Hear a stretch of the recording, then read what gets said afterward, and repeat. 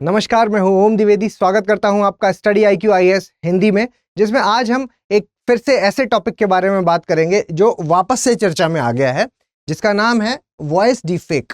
Deepfake आपने पहले से सुना होगा, लेकिन जब आपने पहले डीपफेक सुना होगा तब सिर्फ हम इमेज यानी कि फोटो और वीडियो के बारे में बात करते थे। अब हम वॉइस के बारे में भी बात कर रहे हैं। तो सबसे पहला जो सवाल उठता है वो ये है कि ये डीपफेक क्या है। दूसरा सवाल, हम क्यों पढ़ रहे हैं इसको? ये तो टेक्नोलॉजी वाला है, तो कंप्यूटर साइंस वालों को पढ़ना चाहिए, ठीक? हम क्यों पढ़ रहे हैं? तीसरी इंपॉर्टेंट चीज कि इससे क्या क्या हो सकता है, इसके नेगेटिव्स क्या हैं, इसके पॉजिटिव्स क्या हैं, और सबसे इंपॉर्टेंट कि इंटरनेशनली इस पर क्या कदम उठाए जा रहे हैं और हमारे भारत में इसमें क्या कदम उठाए गए। ठीक, वो सारी चीजें हैं जो हम देखेंगे, और लास्ट में हम कुछ क्वेश्चंस भी देखेंगे कि किस तरह के क्वेश्चन है जो वो आयोग पूछ सकता है। ठीक है, तो सबसे पहले कि ये डीपफेक है क्या। ठीक है, तो ऐसे समझिए कि ये जो वर्ड लिखा है डीप फेक, ठीक है, ये दो शब्दों से मिलके बना है।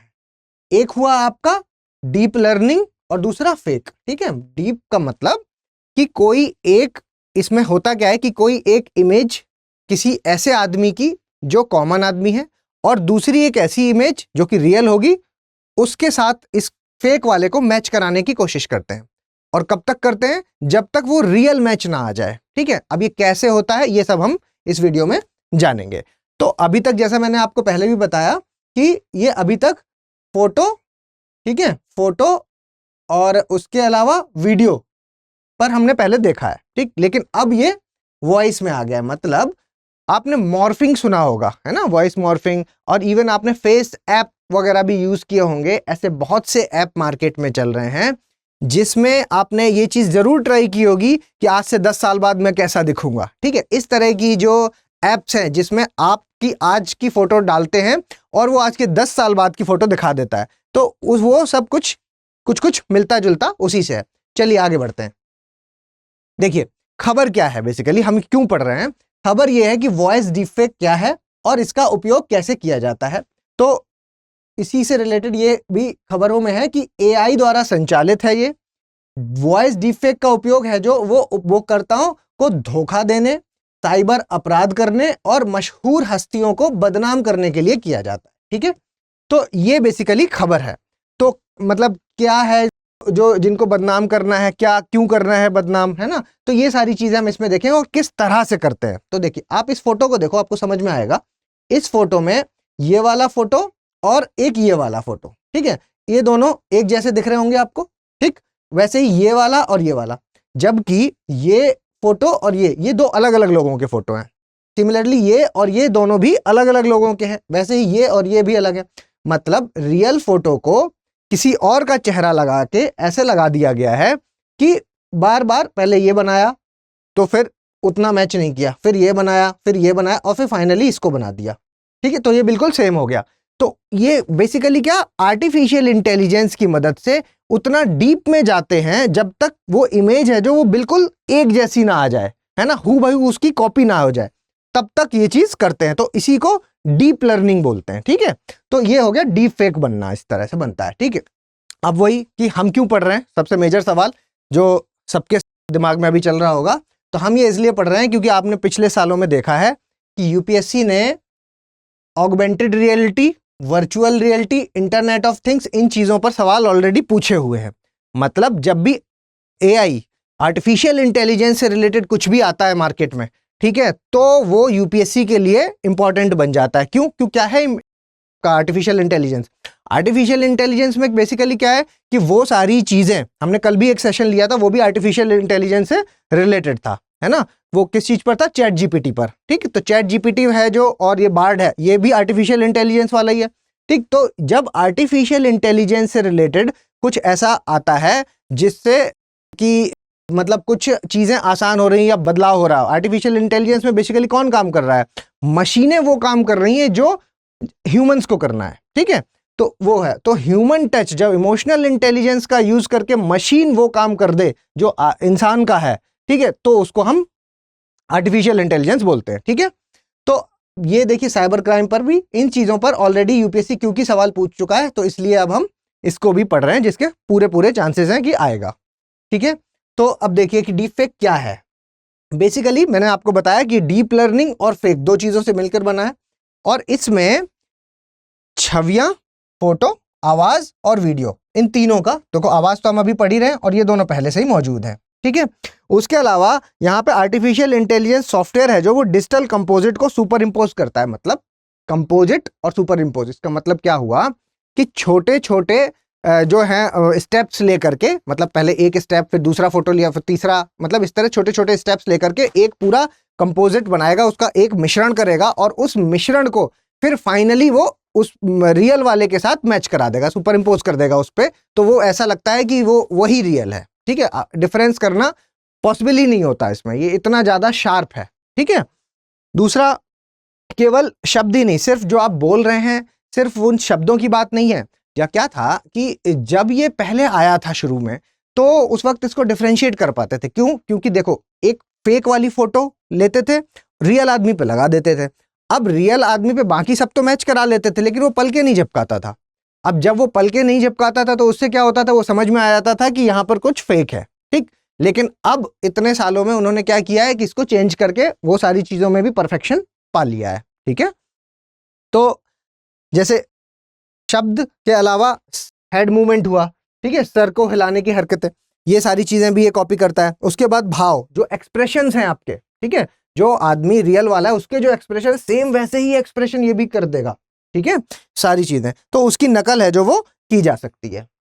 तो अब आपको ये चीज समझ में आ रही होगी कि डीप फेक क्या है। बेसिकली बस आप इतना समझिए कि डीप फेक एक ऐसी टेक्नोलॉजी है जिसमें कि एआई, जो आर्टिफिशियल इंटेलिजेंस है, उसका प्रयोग करके, मतलब उसका बार बार प्रयोग करके, और जो नकली वाला है उसको बिल्कुल हूबहू असली वाले के जैसा बना दिया जाता है। किस किस में? एक फोटो में, एक वॉइस में और एक वीडियो में, तीनों चीजों में ये चीज हो चुकी है। तो वॉइस वाला है जो वो अभी रिसेंट वाला है, ठीक। अगला देखिए, अब ये काम कैसे करता है, ठीक है, सबसे इंपॉर्टेंट। तो इसमें बेसिकली दो एआई एक साथ काम करते हैं, ठीक है, दो आर्टिफिशियल इंटेलिजेंस है वो एक साथ काम करते हैं। कैसे एक साथ काम करते हैं? ये आप देख रहे हैं, ये है जनरेटर और ये है डिस्क्रिमिनेटर, ठीक है। तो आप इसको मान लो कि ये है चोर और ये है पुलिस, ठीक। अब इसके पास फोटो आई, इसने उसको चेंज किया, ठीक, इसने क्या किया, इसको पकड़ लिया और इसने डिटेक्ट करके बता दिया कि ये फेक है। तो ये क्या करेगा, उसमें फिर से नया बदलाव करेगा, ठीक, और डीप में जाएगा, ये फिर से पकड़ लेगा, ये और डीप में जाएगा, फिर ये तीसरी बार फिर पकड़ लेगा, ये और डीप में जाएगा। ये प्रोसेस तब तक चलता रहेगा जब ये इसको मना कर देगा कि हाँ ये रियल है, पकड़ नहीं पाएगा, ये तब तक वो चीज करता रहेगा। इससे क्या होता है कि परफेक्शन है जो वो इसी स्टेप पर आ जाता है, और ये भी एक एआई हो गया और ये भी एक एआई हो गया। तो ये दोनों साइमल्टेनियसली एक साथ एक समय पे काम करते हैं, तभी ये पॉसिबल हो पाता है, ठीक है।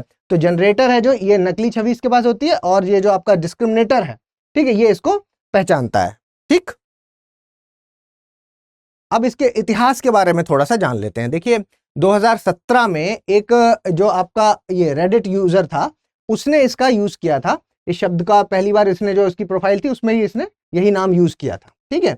और इसने क्या किया था कि एक अपना ऑनलाइन स्पेस क्रिएट किया था, और उसमें जो आपकी फेस स्वैपिंग टेक्नोलॉजी होती है, फेस स्वैपिंग जो अभी मैंने बताया, फेस स्वैपिंग, जिसमें कि आपकी एज है जो वो बढ़ा सकते हैं, या दूसरे का जो फेस है वो आपस में स्वैप किया जा सकता है, ठीक है। तो उस टेक्नोलॉजी का प्रयोग करके ये इसमें क्या है, अश्लील वीडियो वगैरह है जो वो डाला करता था, ठीक है। तो वहां से ये चीज सामने आई, ठीक। तो ये इसका बेसिकली इतिहास है, 2017 से ये चीज थोड़ी सी ज्यादा फेमस हो गई है, ठीक है, जिसमें कि फेस स्वैपिंग टेक्नोलॉजी थी। तब उस वक्त ये बहुत बेसिक था, तब इसे आराम से डिटेक्ट किया जा रहा था, लेकिन अब ऐसा नहीं है, ठीक। तो इसलिए ये एक है, देखिए आप इस फोटो को देखिए, इससे समझ में आएगा।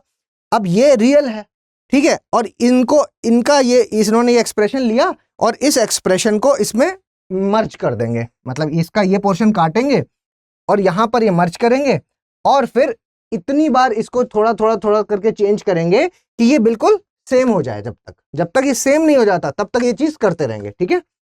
तो ये हो जाती है आपकी डिफेक्ट्स। सिमिलरली आप इसमें भी देखिए, ये फोटो और ये रियल है कोई, और ये उसका फेक है, ठीक, जबकि कितना सिमिलर है ना, बिल्कुल डिटेक्ट ही नहीं कर सकते आप। तो ये है चीज। आगे बढ़ते हैं, तो आप थोड़ी सी है ना इसकी चिंताएं देख लेते हैं।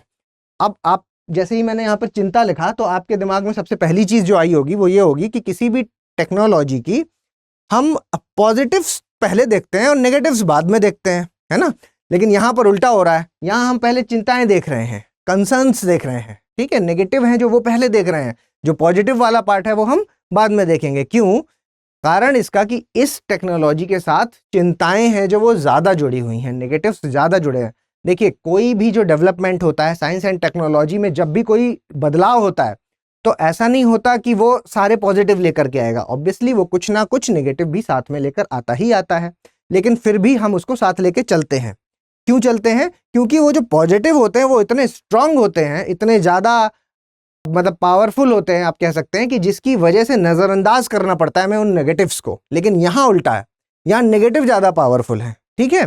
तो क्या क्या चिंताएं देखो, एक तो ब्लैकमेल कर सकता है, ठीक है। कोई भी आदमी जिसकी आपने फोटो वीडियो या वॉइस को जिसको चेंज किया है, मॉर्फ किया है, उसको क्या है कि ब्लैकमेल किया जा सकता है आसानी से पैसों के लिए, ठीक, फिरौती वगैरह के लिए डिमांड की जा सकती है।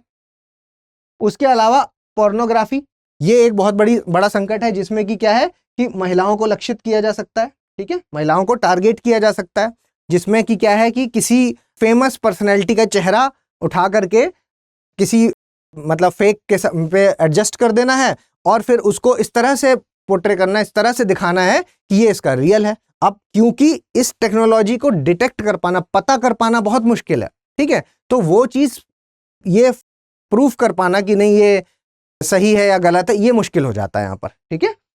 उसके अलावा राजनीति में आप सोचिए कि इस तरह की कुछ जो वॉइस रिकॉर्डिंग्स होती हैं वो कई बार बाहर आ जाती हैं, ठीक है।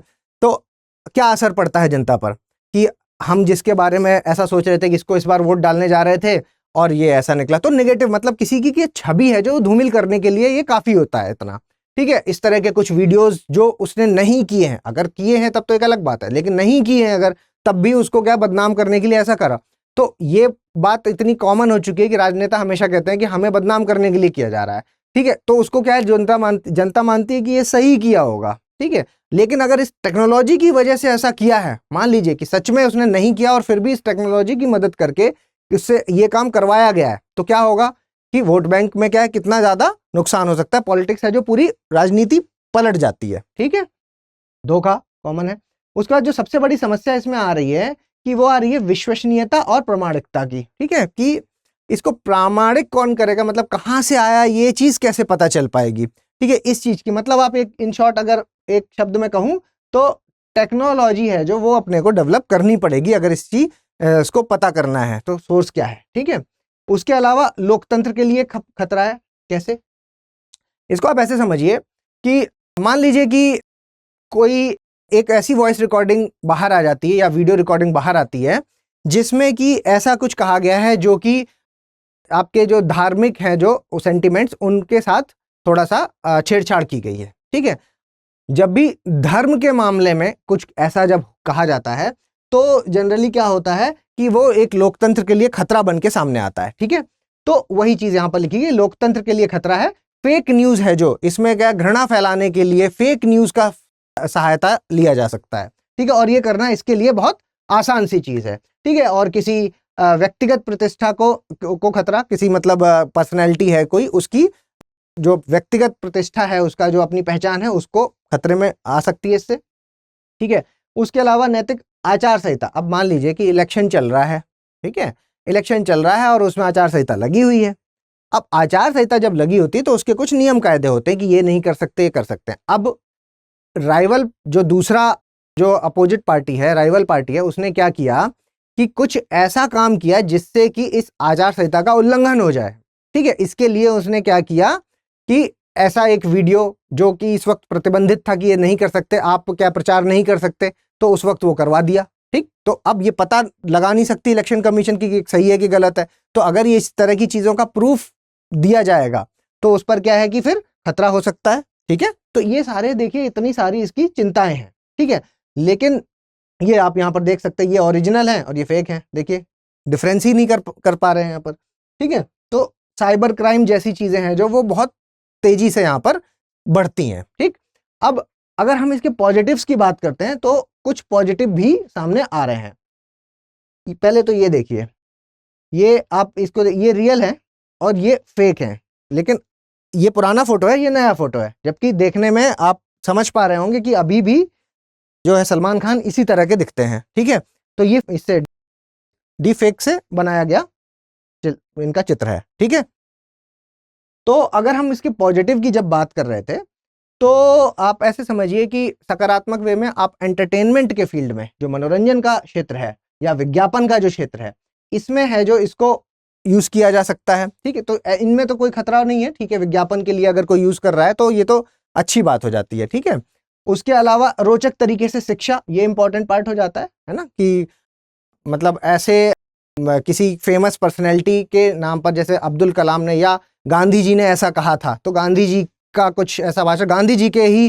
फेस से अगर कहलवाया जाए, ठीक है, तो वो रोचक हो जाता है थोड़ा सा शिक्षा। ठीक, उसके अलावा एक जो बहुत इंपॉर्टेंट चीज है वो यहाँ पर ये है कि जैसे कोई बच्चा मान लीजिए कि 10 साल का है और वो खो गया, एग्जाम्पल ले लीजिए कि 10 साल का जो बच्चा है वो खो गया और उसको खोए हुए 7 साल हो गए।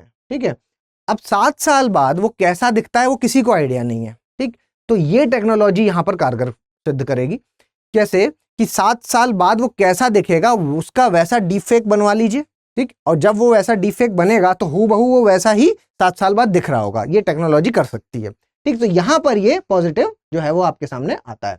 इसके अलावा जब आप वीडियो गेम खेलते हैं, ठीक है, ये रोचक बात है कि जब आप वीडियो गेम खेलते हैं तो आपको अभी क्या है कि वो जो अवतार्स होते हैं उसके अंदर वो मतलब आपको लगता होगा कि मुझे होना चाहिए यहाँ पर, क्योंकि आप वो फील कर रहे होते हैं, या आपका कोई फेवरेट एक्टर होना चाहिए वहां पर।